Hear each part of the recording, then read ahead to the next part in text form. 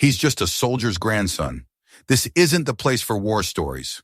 The principal's voice echoed as Logan stepped off stage, holding nothing but a photo and a trembling smile. No one clapped. No one stood.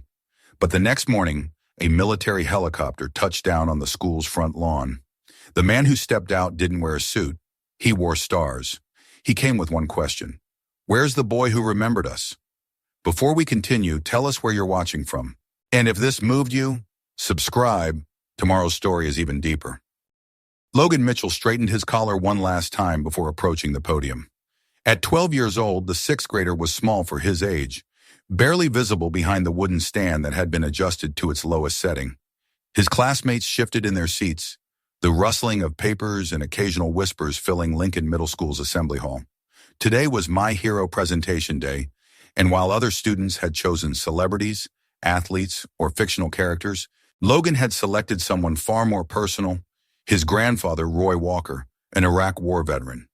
My hero is my grandpa, Logan began, his voice soft but clear as he placed a faded photograph on the document projector. The image appeared on the screen behind him, a younger man in military fatigues, desert sand clinging to his boots, arm around a fellow soldier. He served in the 3rd Infantry Division during Operation Iraqi Freedom. When he was deployed, he wrote me letters every week, even when they were moving through dangerous areas. Logan gained confidence as he spoke, describing his grandfather's unit and their missions.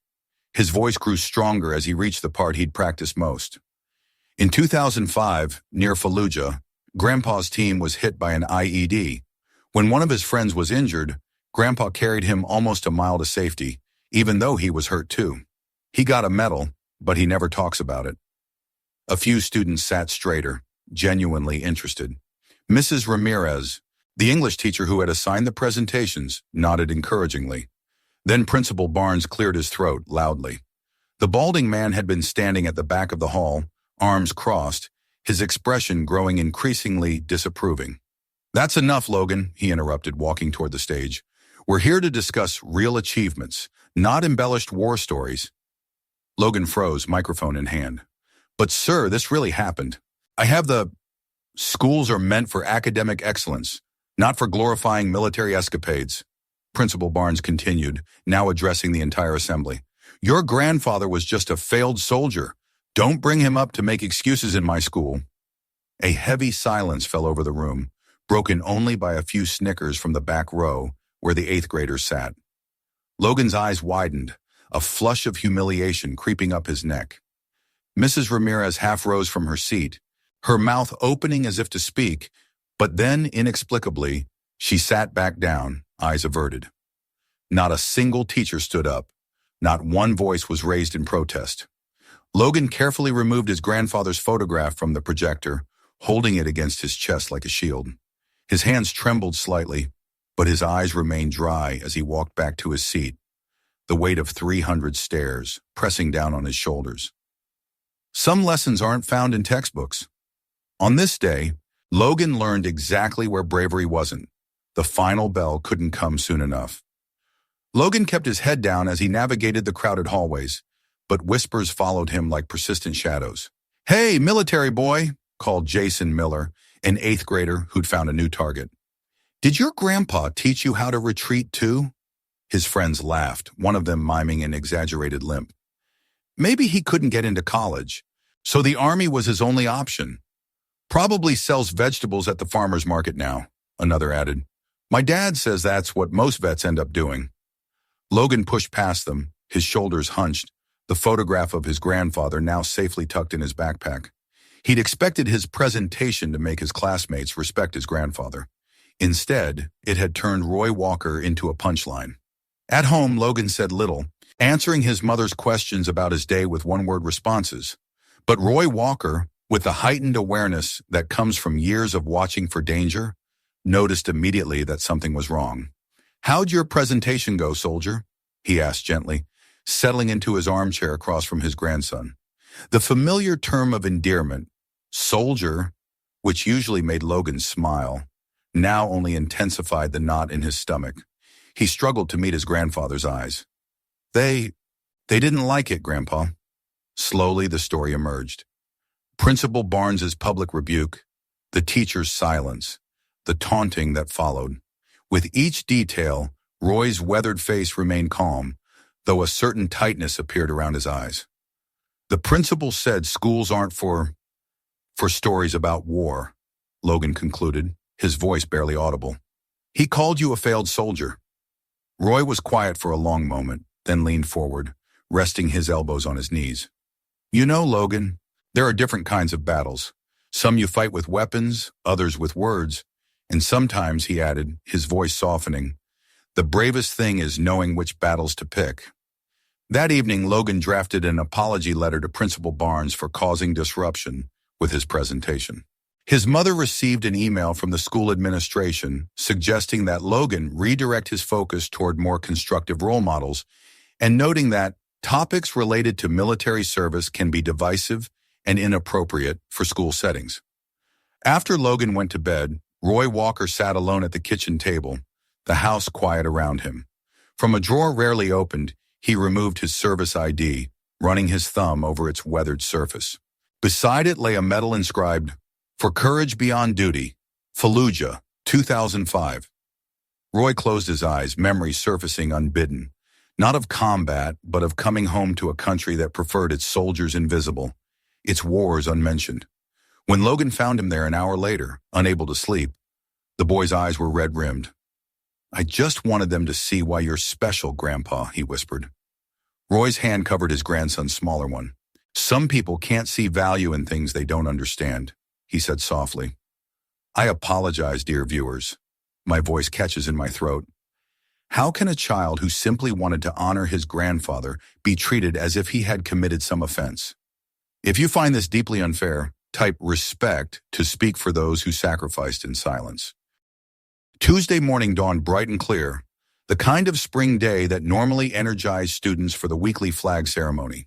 Logan stood at the back of the assembly, trying to make himself invisible as Principal Barnes approached the microphone for morning announcements. Then, a distant sound interrupted the routine. A rhythmic thumping grew steadily louder, drawing confused glances from teachers and excited murmurs from students. What is that noise? Principal Barnes demanded, irritation crossing his face. Seconds later, recognition dawned across the playground as the unmistakable silhouette of a military helicopter appeared over the tree line. Children broke ranks, pointing skyward as the aircraft circled once, then began a controlled descent toward the school's soccer field.